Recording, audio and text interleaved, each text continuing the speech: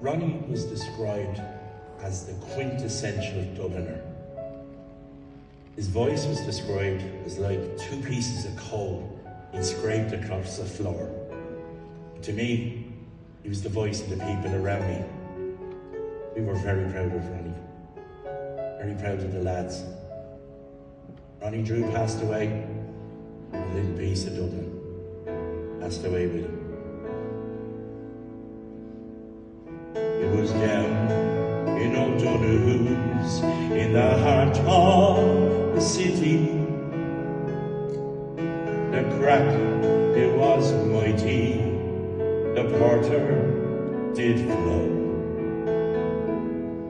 In the back room, the lads would gather together to play the house song that now we all know. I always wondered how the Dubliners got their name. Well, Ronnie wasn't happy with carrying the weight of the name of the group on his shoulders. And after a little discussion, Luke, who was reading James Joyce's Dubliners, said, "Why don't we call ourselves the Dubliners? After all, we're all from Dublin." So it was settled. But what made the Dubliners wasn't just the name. It was John and Barney bringing the traditional tunes and backing the singers.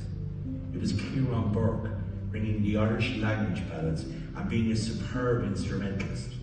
It was Ronnie bringing the Dublinese songs, and it was Luke bringing the industrial ballads and socially conscious songs. It was in that moment the Dubliners were born. They had an identity. Now, Dublin was a very small place back then. It was more of a town than a city. The lads were very influenced by the characters of Dublin. They had a legacy to draw upon. Great figures like James Joyce himself, George Bernard Shaw, Brendan Behan. Great writers, one and all. Now, there's nothing better than when you're in a city like Dublin, sitting in a great pub, reading a newspaper and a book, and watching the world go by.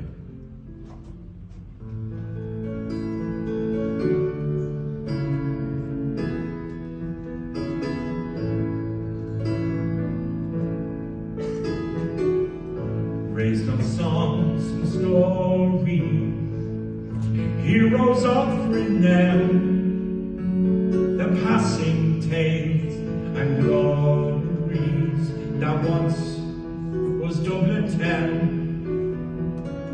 The hallowed halls and houses, the haunting children's rise, that once was part of Dublin in the rare old times.